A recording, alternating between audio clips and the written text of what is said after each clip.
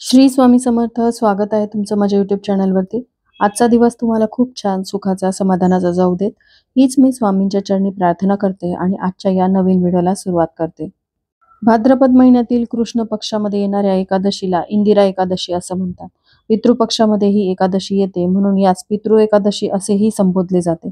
या एकादशीचे वेगळे असे महत्त्व आहे. इंदिरा एकादशीचे व्रत केल्याने पितरांना मोक्ष मिळतो असे मानले जाते. तसं पाहिलं तर एकादशी ही भगवान विष्णूंची आवडती तिथी दर महिन्यात ती दोनदा येते. दर एकादशीचे महत्त्वही आगळे-वेगळे आहे. त्यानुसार उद्या 28 सप्टेंबर वार शनिवारी आलेली इंदिरा एकादशी ही पितृपक्षात आलेली आहे. पितृपक्ष हा पितरांच्या श्राद्धासाठी राखीव ठेवलेला असतो. या कालावधीमध्ये पितृ आपल्या वंशजांची भेट घेण्यासाठी कोणत्या ना कोणत्या स्वरूपात पृथ्वीवर अवतीर्ण होतात. त्यांच्या प्रती ऋणनिदर्शन म्हणून श्राद्धविधी केला जातो. त्यामुळे आपले पितृ तृप्त होऊन वंशजांना भरभरून आशीर्वाद देतात. अशा या पुण्यसमयी एकादशीच्या व्रताची भर पडली तर दुग्ध शर्करा योगच म्हटले पाहिजे. इंदिरा एकादशीच्या दिवशी पूर्वजांच्या उद्धारासाठी भगवान विष्णूंची उपासना आणि पूजा केली जाते. ज्या लोकांच्या कुंडलीमध्ये पितृदोष असतो त्यांनी इंदिरा एकादशीचे व्रत अवश्य करावे. त्यामुळे पितृदोष दूर होऊन पितरांचे आशीर्वाद मिळतात. पण ज्यांना व्रत करणं, उपवास करणं शक्य नाही त्यांनी घरामध्ये काही साध्या सेवा व उपाय करूनही पितृदोषापासून मुक्ती मिळू शकते. तर असाच एक उपाय मी आजच्या व्हिडिओमध्ये शेअर करणार आहे. या उपायामध्ये उद्या शनिवारी आलेल्या इंदिरा एकादशीच्या दिवशी तुम्हाला इथे काळे तीळ अर्पण करायचे आहेत. हे काळे तीळ अर्पण केल्यामुळे तुम्हाला असलेले सर्व दोष, तुमच्या मार्गामध्ये येणाऱ्या सर्व अडचणी दूर होतील आणि कितीतरी पिढ्यांचा पितृदोष नष्ट होईल आणि तुमची प्रत्येक क्षेत्रामध्ये प्रगती व्हायला लागेल. तर याविषयीची संपूर्ण माहिती जाणून घ्यायची असेल तर व्हिडिओ स्किप न करता शेवटपर्यंत बघा. चॅनलवरती पहिल्यांदा आला असाल तर नक्कीच सबस्क्राईब करा आणि असेच नवनवीन माहिती पूर्ण व्हिडिओ बघण्यासाठी बेल आयकॉनलाही क्लिक करा. त्यामुळे जेव्हाही मी नवीन व्हिडिओ अपलोड करेल तेव्हा त्याचं नोटिफिकेशन सर्वात आधी तुम्हाला मिळेल आणि तुम्ही एक पण व्हिडिओ मिस करणार नाही. तर आता इंदिरा एकादशीचं हे व्रत करणाऱ्या लोकांच्या घरामध्ये जर याच दिवशी पितरांचं श्राद्ध असेल तर पितरांना या दिवशी आपल्याला उपाशी ठेवायचं नाही. तर श्राद्धाचा नैवेद्य आपल्याला करायचा आहे. काकबली म्हणजे कावळ्यासाठी घास काढून ठेवायचा आहे. गाईला, कुत्र्याला पान वाढायचे आहेत आणि ज्यांचा या दिवशी उपवास आहे त्यांनी द्वादशीला कृष्णाला किंवा भगवान विष्णूंना फूल वाहून नैवेद्याचा प्रसाद अर्पण करून मगच उपवास सोडायचा आहे. तर हा जो काळ्या तिळाचा उपाय आपल्याला करायचा आहे तो का करायचा आहे हे तर आपण जाणूनच घेणार आहोत. पण पहा, इंदिरा एकादशीच्या दिवशी पवित्र राजा इंद्रसेनने पितृलोकामध्ये आपल्या वडिलांच्या उद्धारासाठी उपवास आणि पूजा केली होती. त्यामुळे त्यांना वैकुंठ लोक प्राप्त झाले. तेव्हापासून इंदिरा एकादशीच्या दिवशी पूर्वजांच्या उद्धारासाठी भगवान विष्णूंची पूजा आणि उपवास करण्याचा नियम आहे. ज्या लोकांच्या कुंडलीमध्ये प्रखर पितृदोष आहे त्यांनी इंदिरा एकादशीचे व्रत अवश्य करावे.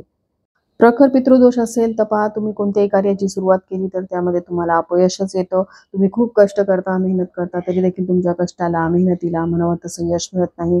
नशिबाची साथ मिळत नाही. घरामध्ये जोही पैसा येतो तो फार काळ टिकत नाही. यानं त्या कारणाने तो घराबाहेर निघून जातो आणि महिना अखेरीस तुमच्या घरामध्ये पैशाची तंगीही राहते. म्हणजे तुमच्या घरामध्ये पैसा स्थिर राहत नाही. कर्जबाजारीपणा वाढतो. वारंवार तुमच्या गरजा भागवण्यासाठी तुम्हाला इतरांकडून पैसे उधार घ्यावे लागतात आणि त्यातून बाहेर पडण्याचा मार्ग काहीही केल्यास सापडत नाही. या व्यतिरिक्त तुमच्या घरामध्ये आजारपण वाढतात. घरामध्ये असलेली एखादी व्यक्ती आजारी पडते, ती बरी होत नाही की लगेचच दुसरी व्यक्ती आजारी पडते आणि आजारपणाच्या उपचारामध्ये देखील बराचसा पैसा खर्च होतो. या व्यतिरिक्त तुमच्या घरामध्ये खूप नकारात्मकता आहे, वास्तुदोष आहेत. त्यामुळे तुमच्या घरामध्ये सतत वादविवाद, भांडण, कलह होतात. कोणाशीही कोणाचं पटत नाही. घरात असलेली लहान मुलं सतत किरकिर करतात, व्यवस्थित खात पीत नाहीत. मुलं मोठी असतील तर ती घरातल्यांचं ऐकत नाहीत. अभ्यासामध्ये त्यांचं मन लागत नाही, हट्टीपणा करतात. तुमच्या घरातील उपवर मुला-मुलींचे विवाहाचे योग जुळून येत नाहीत. बऱ्याचशा दाम्पत्यांना अनेक वर्ष उलटून गेल्यानंही नंतरही संतान प्राप्ती होत नाही. नोकरी व्यवसायामध्ये भरभराट होत नाही. अशा अनेक समस्या पितृदोषाची लक्षणं असतात. पितृदोषापासून मुक्ती मिळवण्यासाठी अनेक खर्चिक सेवा सांगितल्या जातात, पण ह्या सेवा करणं प्रत्येकाला शक्य नाही.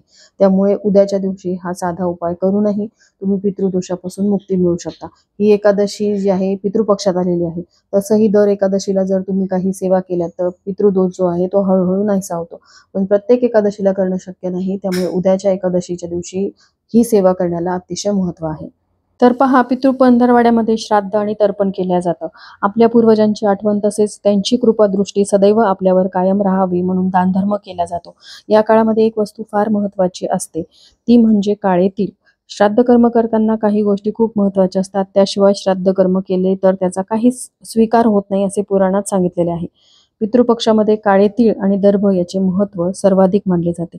अशी मान्यता आहे की पितृतर्पणात या दोन गोष्टीचा वापर करणे आवश्यक आहे. काळे तीळ आणि दर्भाशिवाय दिलेले पाणी पितरांपर्यंत पोहोचत नाही. म्हणूनच हा काळ्या तिळाचा उपाय आपल्याला उद्याच्या दिवशी करायचा आहे. तर उद्या इंदिरा एकादशीच्या दिवशी शनिवार देखील आलेला आहे. शनिवारचा दिवस हा शनिदेवांना समर्पित असतो आणि या दिवशी देखील काळ्या तिळाचे उपाय केले जातात, जेणेकरून शनिदेवांची कृपादृष्टी आपल्यावरती राहील. आपल्या मागे जर काही शनीची साडेसाती सुरू असेल ती देखील दूर होईल.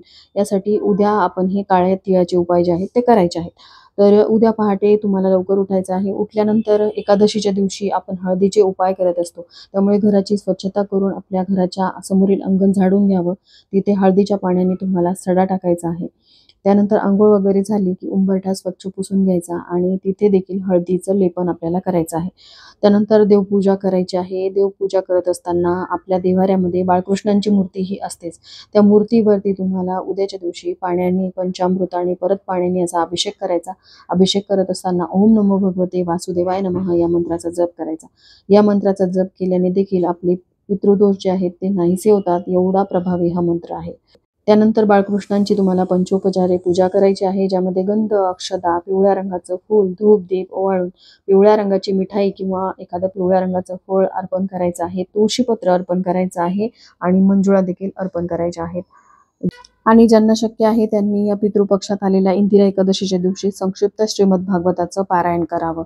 आता ही सगळी सेवा करून झाल्यानंतर मग आपल्याला काळ्या तिळाचा उपाय करायचा आहे. तर पहा, 12 पुराणाच्या 13व्या अध्यायात देखील असं सांगितलेलं आहे, स्वतः पितरांनीच जो मनुष्य श्राद्धात ब्राह्मण किंवा गरिबांना भोजन देऊ शकत नाही, तो आपल्या पूर्वजांचे स्मरण करून एक मूठ काळे तीळ दान करेल तर त्याच्या पितरांना समाधान मिळेल. याशिवाय तुम्ही अजून एक उपाय करू शकता. यामुळे देखील पितरांना सद्गती मिळेल आणि भगवान श्री हरी विष्णूंसोबतच तुम्हाला पितरांचे देखील आशीर्वाद मिळतील. तर तो उपाय करण्यासाठी तुम्हाला एक ताट तयार करायचं आहे. या ताटामध्ये एक कलश भरून पाणी घ्यायचं आहे. पाण्यासोबतच तुम्हाला एक अर्धा कप कच्चं दूध घ्यायचं आहे.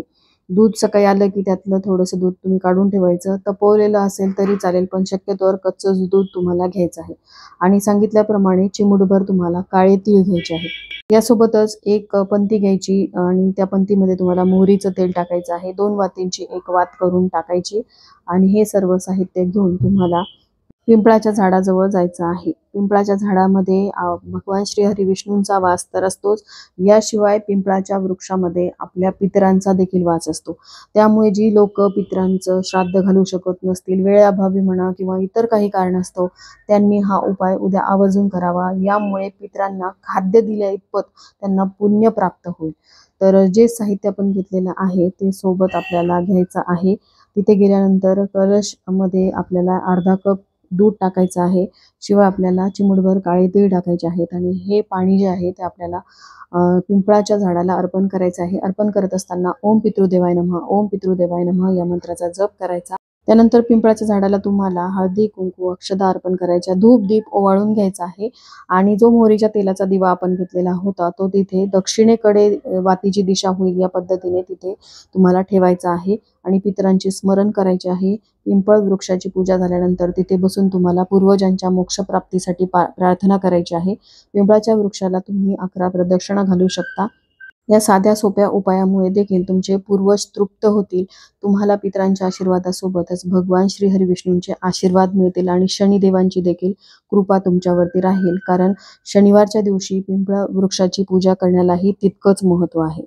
तर उद्याच्या दिवशी व्रत उपवास करणं नाही झालं तरी हा उपाय तुम्ही आवर्जून करा. याबरोबरच आजचा हा व्हिडिओ मी इथंच एंड करते. व्हिडिओ आवडला असेल तर लाईक, शेअर आणि सबस्क्राईब करा. भेटूया तशाच एका नवीन व्हिडिओसोबत. तोपर्यंत सर्वांना श्री स्वामी समर्थ.